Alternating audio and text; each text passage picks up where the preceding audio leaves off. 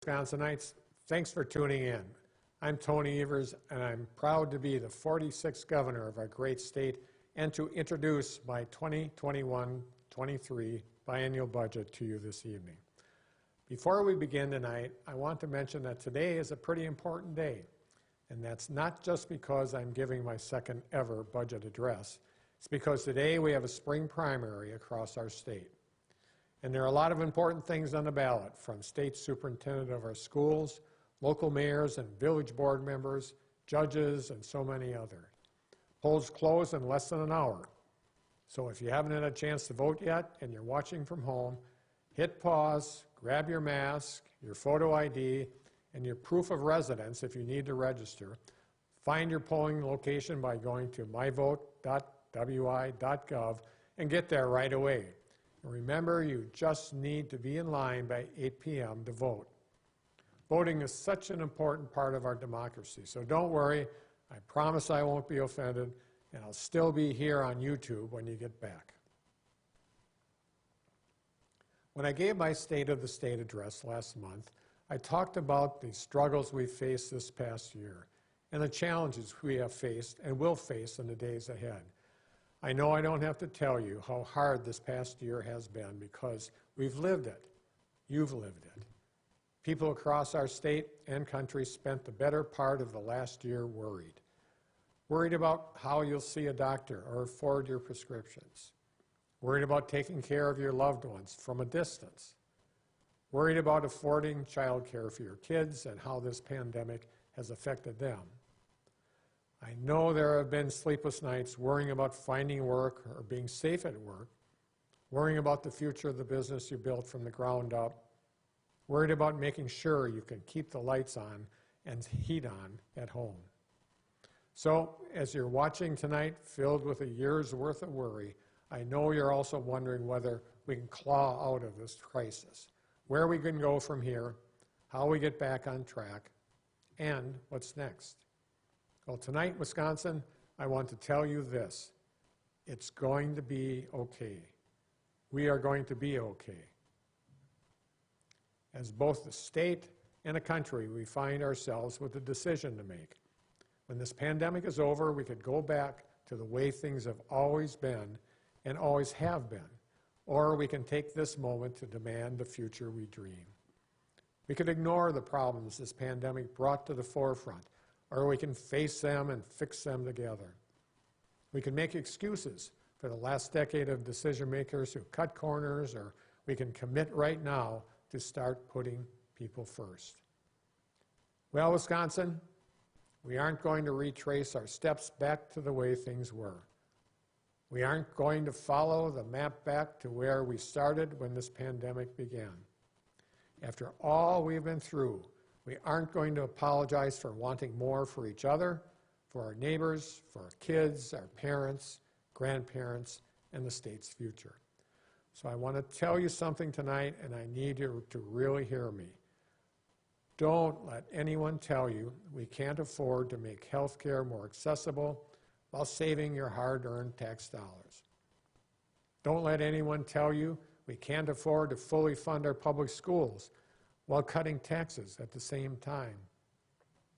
Don't let anyone tell you we can't afford to support our farmers, our rural communities, and our small businesses while protecting our natural resources and investing in new, clean jobs. Don't let anyone tell you we can't spend within our means while still supporting Wisconsinites who need help to recover, because they're wrong. We can. I've got a blueprint that will do just that and make sure we bounce back and better than before. But I didn't sit in a room and write it all myself. I'm not about to make decisions about you without you.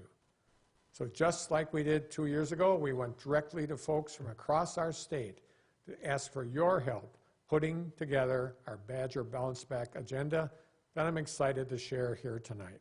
Just take a look.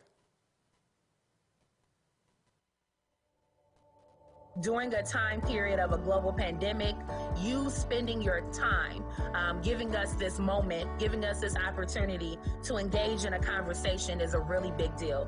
Counties, governments are strapped, but yet our wages are stagnant and our health insurance costs more. There are a lot of things that perhaps we could do if we had good broadband and could use telehealth. This is important that the governor and I hear directly from people all across the state about what matters the most. We know that the worst impacts of climate change, as well as water policy in general, all impacts those who are already bearing the brunt of the inequities in our society. I live out in the middle of nowhere, and I have very poor broadband. We asked the governor to continue prioritizing investments in our infrastructure to help grow our economy. My concerns are our infrastructure. We need to make sure that we're spending more money on our streets.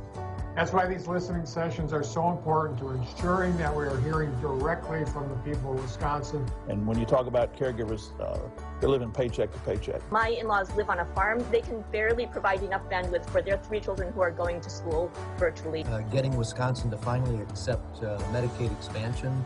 I'm hoping that Governor Evers has a good plan just to deal with the base level of COVID-19, getting past it. We're working together to build a state that works for every Wisconsinite. Now, with all the bad news out there, there is some good news. Our Badger Bounce Back agenda has bold solutions to address the urgent crisis we face. And the good news is Badger Bounce Back is possible because we made critical decisions to get our state in the best position to be able to help folks recover and put this pandemic behind us. Just before our last budget was signed, we decided to take the unprecedented step of making a payment on our state's debt. We paid off $56 million early. That helped save Wisconsin taxpayers an estimated nearly $70 million in future debt service payments. And in response to this pandemic, just as so many have had to make sacrifices this past year, I asked our state agencies to make sacrifices too. At my direction, they found hundreds of millions in cost savings over 2 fiscal years to make sure we had resources available to respond to this pandemic and invest in our economic recovery. We made some tough choices these past few months, but because of the financial position our state is in, this week we are able to announce part of our Badger Bounce Back agenda will include significant investments in economic recovery for small businesses across our state. I was proud that more than $370 million of our CARES funds went to supporting Wisconsin businesses, including 53,000 of our small businesses, more than 15,000 farms, and our lodging, hospitality, and tourism industries. But we also know we have a long road ahead of us, and our Main Street businesses need help now. That's why we're going to make unprecedented investments in the Wisconsin Economic Development Corporation to be able to help support our small businesses and economic development. Our Badger Bounce Back agenda makes a larger state investment into the WEDC than the last 3 budgets combined. We're going to put $200 million into helping small businesses affected by the pandemic, including helping them retain and rehire the jobs they've lost.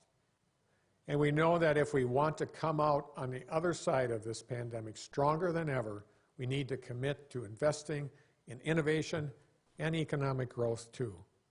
That's why we're also going to invest $100 million into a venture capital program to jumpstart innovation and startups in Wisconsin.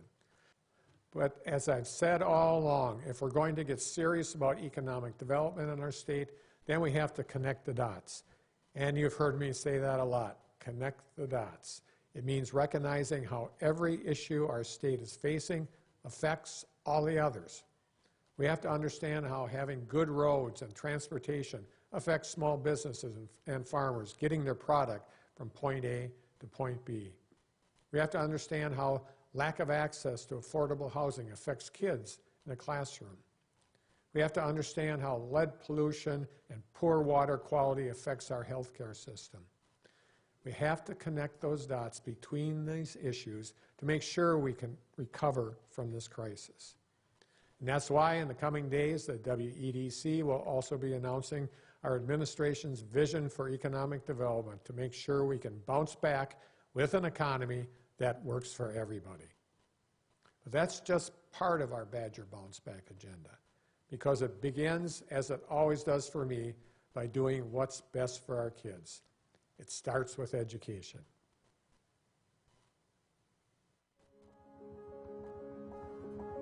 I am the parent of a 5th grade student.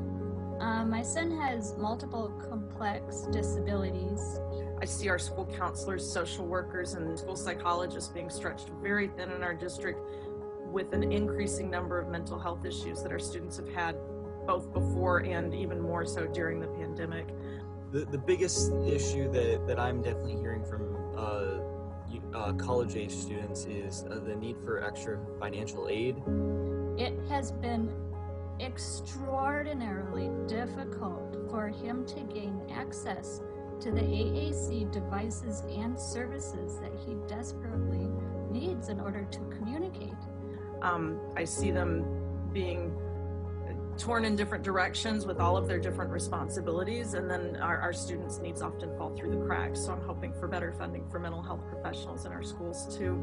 Think about our youngest children, think about the people who work with them, and let's take care of our babies and young children. Right, with greater education, you decrease costs in almost all other avenues within your state budget. It's an investment, and we need that investment to move forward. If we're going to bounce back from this pandemic, then we have to start by making sure our kids are better off than when we started this pandemic. Every kid in our state should have access to high-quality public education, period. But it has to start early. We know the first few years of our kids' lives help define their future. And for many Wisconsin families, quality child care is something that isn't available or affordable.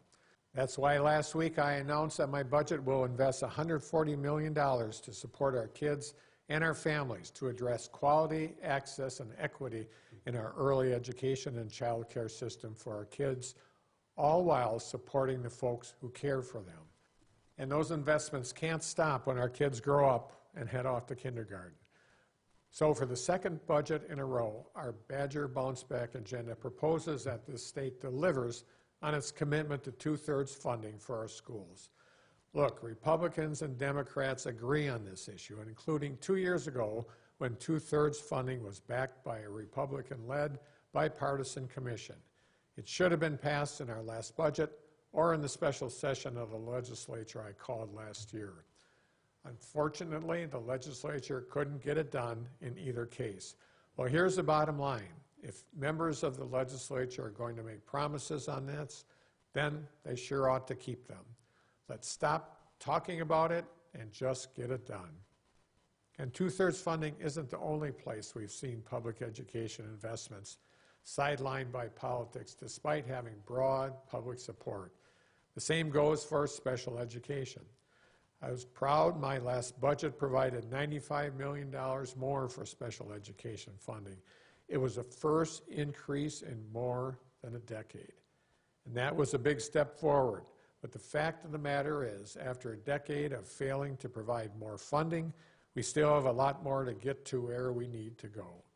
That's why this budget proposes trying to help close that gap with a more than $709 million investment in special education aid.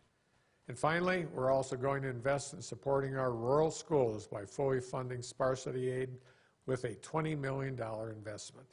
The reality is that our public schools from Kickapoo to Cashion have been doing much more with far less for far too long, and these investments will not only enhance direct support to some of our vulnerable kids, but provide schools with the budget flexibility to fund things like mental health services, keeping buses running, technology, and other critical needs. And our work can't stop when our kids finish high school. Our higher education institutions have always been an economic driver for our state, and we need to double down if we're going to bounce back. Our universities and technical college systems have a proud and proven history of not only preparing students to enter the workforce, but generating billions of dollars of economic activity statewide and bringing thousands of jobs to communities all across our state. It's a direct pipeline to the skills, innovation, and research and creativity that will help our families, communities, and our state bounce back. And it's an investment that will pay dividends for our future. So we're going to build on the success of our state's technical colleges for the more than 280,000 students they serve and employers who count on them for Wisconsin's highly skilled workforce by providing an additional $36 million investment over the next 2 years. But we also have to make sure higher education is something that's accessible, affordable, and therefore attainable to all who choose to pursue it. So we're going to keep the tuition freeze for our system campuses. And we're also going to expand Bucky's tuition promise to all UW system campuses statewide, ensuring students from low-income households can get a 4-year education at no cost to them or their families. And while we're going to freeze tuition, we're also going to fund that freeze and invest $190 million into the UW system over the next 2 years. So at the end of this biennium, when all is said and done, the state will again be investing more GPR dollars annually in the UW system than the Department of Corrections. And that's important because we can't keep doing things the way we've always done them if we want to bounce back and better than we were before this pandemic hit. That's why our Badger Bounce Back agenda is about investing in people, not prisons. The public isn't served by the criminal justice system operating in the way that it does here in Wisconsin. Victims of crime, survivors of crimes are not benefited from high recidivism rates, people not receiving help. But I'm here tonight to advocate for returning 17-year-olds to the juvenile justice system. Like other folks on the call, I'm here to advocate in particular for expansion of TAD funding. When we talk about criminal justice system in the way that it's wrapped in racism, it's wrapped in all these historical ways that were meant to keep people boxed out, and we know this, and we're dealing with and talking to a lot of smart people, then we need to show some real courageousness. I would like to see him make some real steps. Brains are not fully mature until mid-20s, so it can be pretty traumatizing for a 17-year-old to be put through the whole adult system. If they're in treatment, alternative and diversion programs such as mental health treatment courts and drug treatment courts, they can be diverted from prisons. Communities need people who are going to come home and do that work that a lot of professionals who haven't been there, done that can do.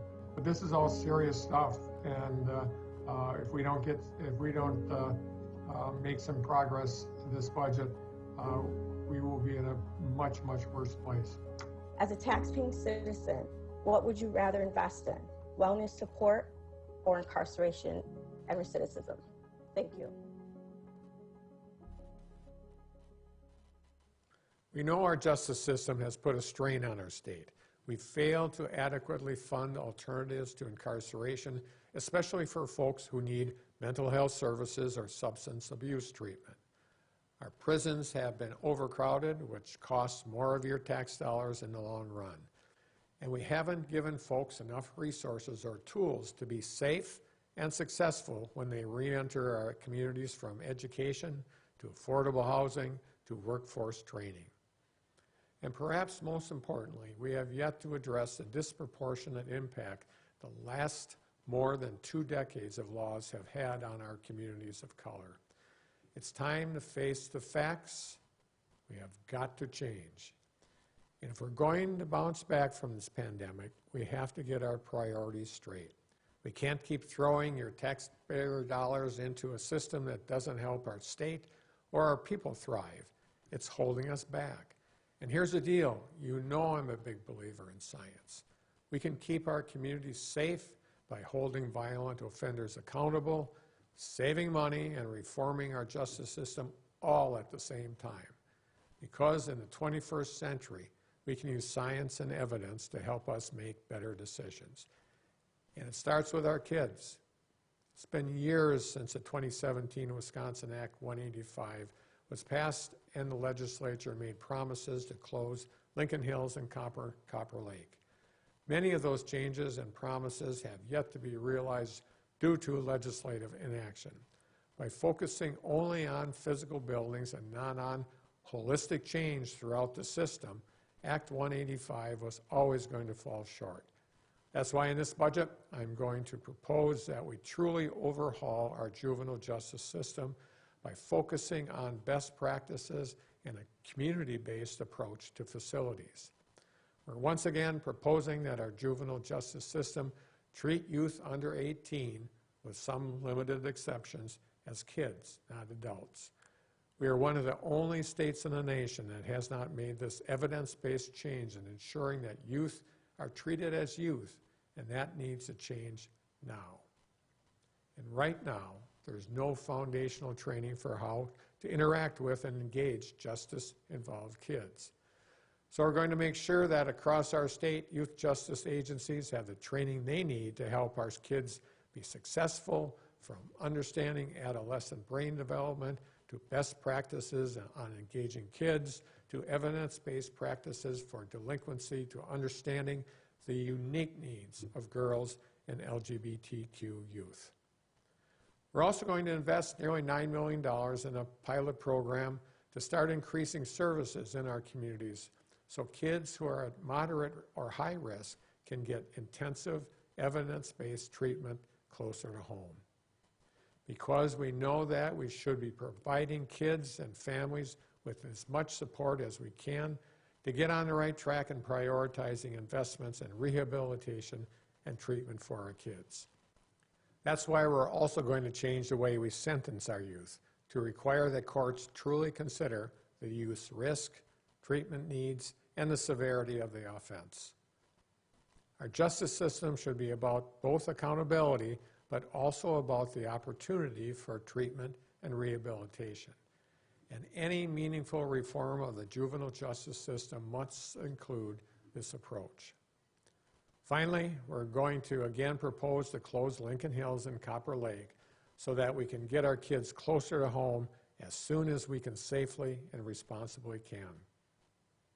And we're going to do it by eliminating Act 185's outdated two-tier correctional system and creating smaller, community-based facilities across our state and make sure that our kids get the same evidence-based treatment and behavioral support no matter what part of the state they're from. And when it comes to our adult justice system, we have work to do there too. We can save more tax dollars in the long run by investing in treatment and alternatives to incarceration. A study conducted by the Wisconsin Department of Justice found that by investing in state treatment and diversion, for every single dollar we invest in diversion programs, we save more than $8 in return. Expanding access to treatment and diversion isn't just the right thing to do for our people, it's the right thing to do for our pocketbooks too.